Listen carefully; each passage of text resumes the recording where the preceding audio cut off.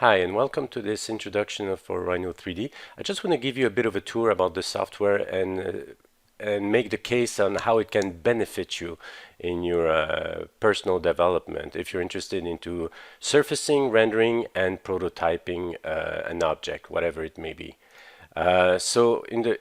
When it comes to the background of Rhino 3D, it was a software that was used as a plugin back in the 90s for AutoCAD. It was just a plugin because AutoCAD struggled in making complex 3D shapes, and so Rhino 3D was an add-on, and it allowed for people in naval architecture to create complex shapes. So Rhino is a software that has been developed and is still developed in Seattle, Washington, USA. And obviously, because it's right next by the sea, well, that's where it started, for naval architecture. But then towards the late 90s, they made a Rhino 1.0 beta version, which became a standalone and was available to everybody. So a lot of people in industrial design were really interested in Rhino from the get-go because it allowed people to create very complex organic shapes using NURBS. And I'm going to get to NURBS, what it means exactly later on. But it was free at the time, and the only software for industrial designers to use for NURBS capability was Alias Wavefront, which was a very expensive software.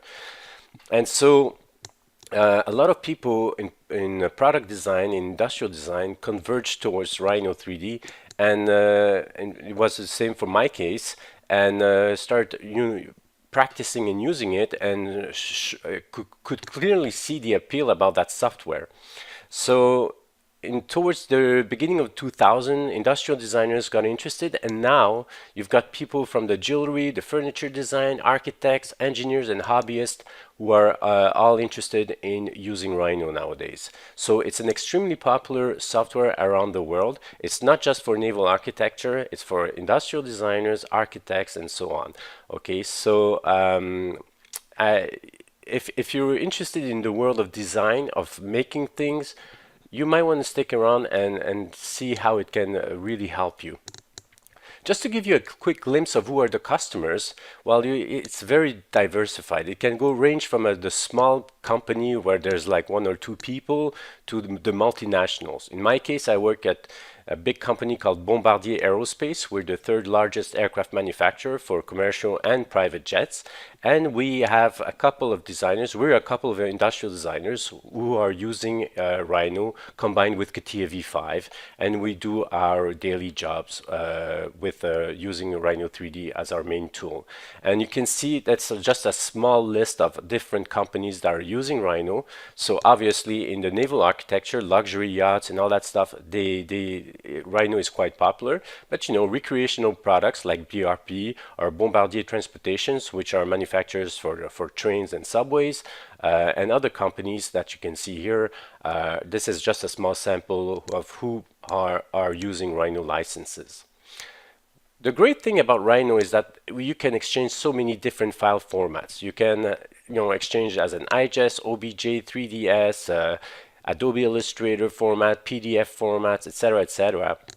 So it's a very, very convenient software to work with because I can exchange my 3D models or my 2D line drawings all done in Rhino and export, for example, in the Adobe suite.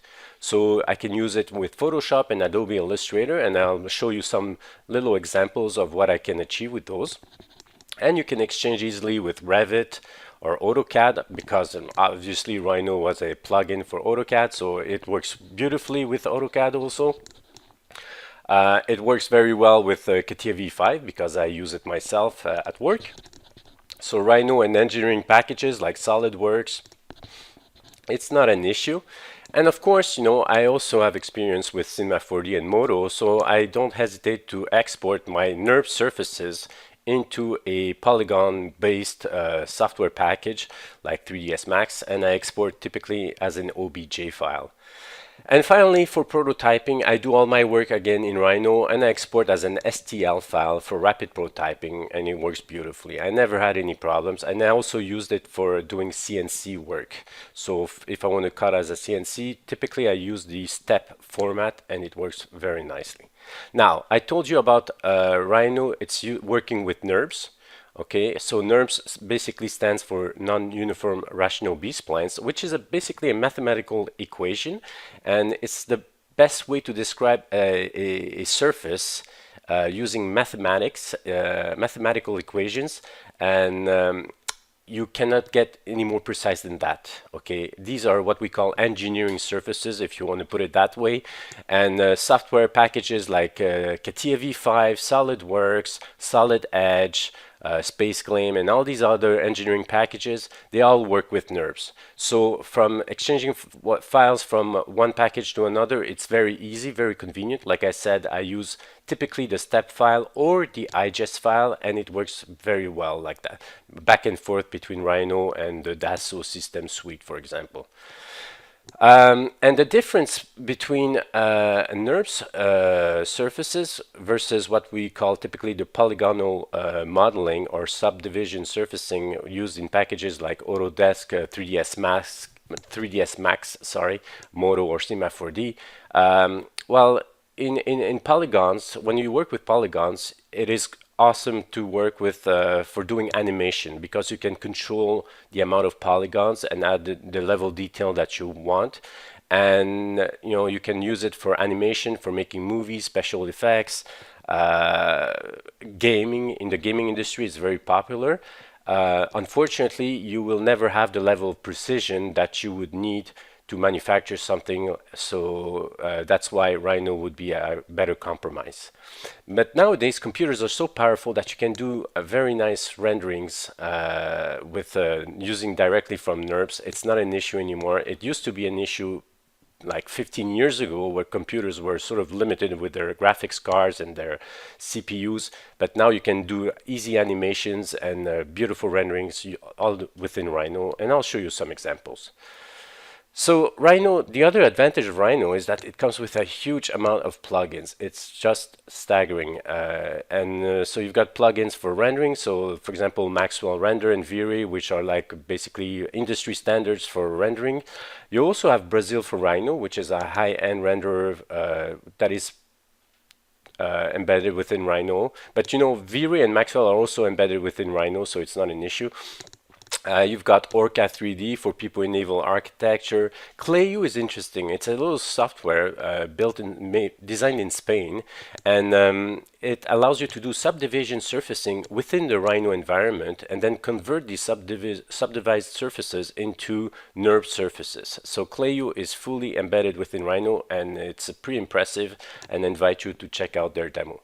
Grasshopper is another very interesting plugin. It's a plugin that allows you to create, I would say, abstract surfaces, but you can also do like furniture design and stuff like that, all parametric. It's a very, very powerful plugin, and if you're interested into working with parametric surfaces or solids within Rhino, I invite you to check out Grasshopper. This plugin comes in for free, and for Rhino V6, it will be fully embedded within the software. Okay, so check out Grasshopper.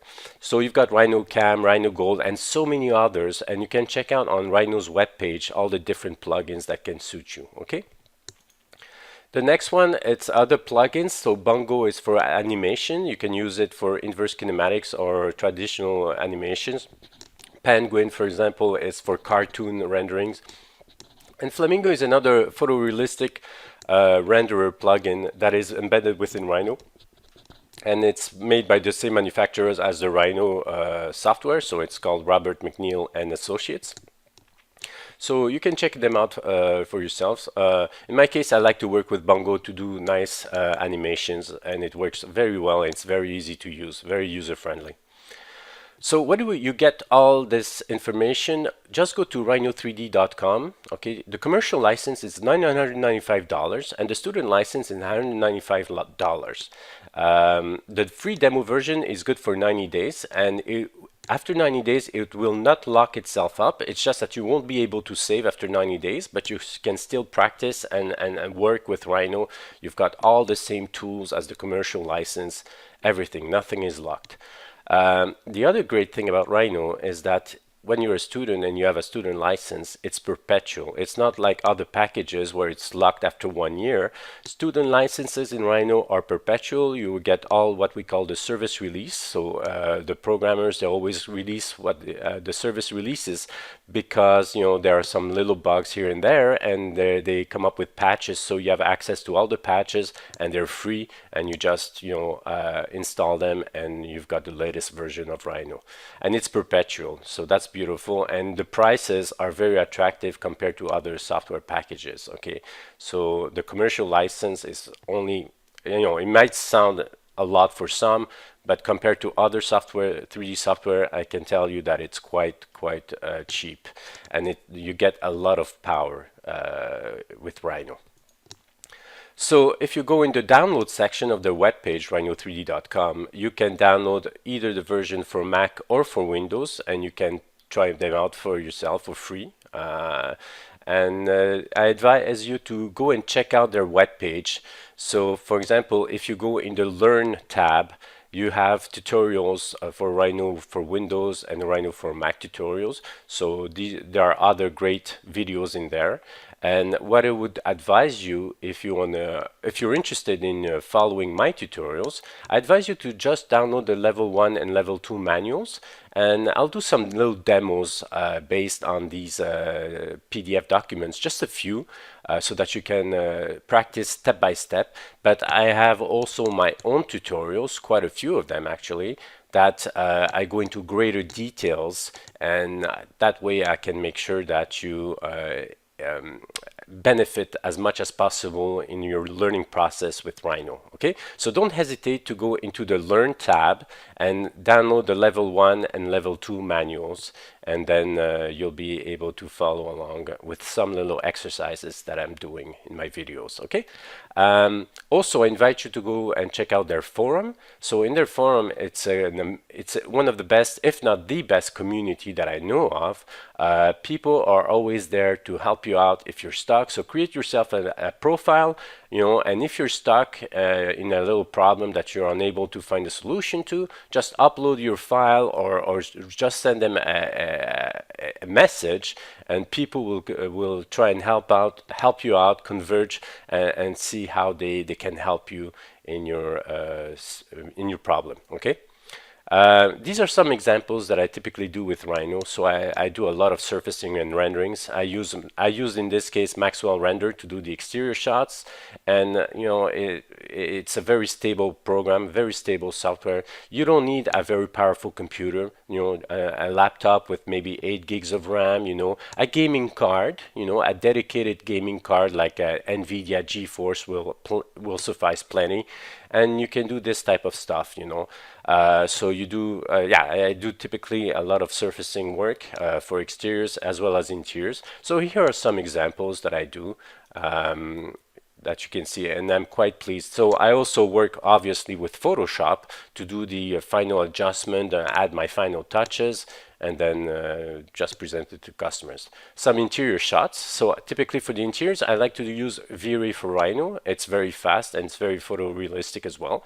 So I just do my work and render it away. And here are some little glimpses of what Rhino combined with V-Ray can do for you. Okay. And I will, in my videos, I will make some little videos showing you how I use, for example, Maxwell, how do I prepare my renderings and all that stuff. Here's an example of how I use Rhino to rapid prototype and to cut in a CNC machine. So basically you can see I worked on what we call a side ledge for a corporate jet, and I just created different parts, what you see in a light blue color. This is for rapid prototyping, and the rest it's made out of high density foam that was cut on a CNC machine, and I just joined all the surfaces together. I had to surface everything and join them together and then do the final assembly. And Rhino works really well for that. I've got tools to analyze where there are any gaps or anything like that, and there you go. Okay. Some example also that I like. I'm a big fan of car design. I love cars. I love the beauty, the complexity of their shapes. And again, Rhino allows me to achieve good results. I'm quite happy with it, you know. And it just takes a bit of practice, and then once you get the hang of it, you know, your imagination is your limit, you know. So, you know, these are some little examples of what I like to do in my spare time. The shoot for this rendering here, I used Rhino 3D. In the uppercase, I just did a Rhino render, and I used Photoshop where I created this sort of watercolor effect also. Okay, what I recommend. Okay. Knowing to do surfacing and all that stuff, that's great, and that's not an issue. But if you really want to increase your design skill, I recommend that you familiarize yourself with three views, how to develop your object on three different views. So you have to understand the basics of technical drafting, for example, how to decompose a product into three views, one from the side, one from the top, one from the front, and it doesn't have to be something really how can I say, you don't need to be like obsessed about technical drafting, just the basics so that you know how to project the basic lines. As you can see in this sketch that I did, it's a very simple sketch that I just projected, you know, from top, front and side view, and you know, it's filled with mistakes, but enough so that I can understand how I'm going to be able to surface my product later on. So it's just to organize your thoughts before you start surfacing. So practice your hand sketches, practice your technical drawing skills a little bit. It doesn't, like I said, you don't need to be Michelangelo to be able to draw. It's just to organize your thought, and then you go into the surfacing part where you do it all in Rhino, and then okay, it comes along, and then you, in this example, I did a rapid prototype of my imagined product. Okay, so don't hesitate to practice a bit your hand sketches so that you can organize your thoughts.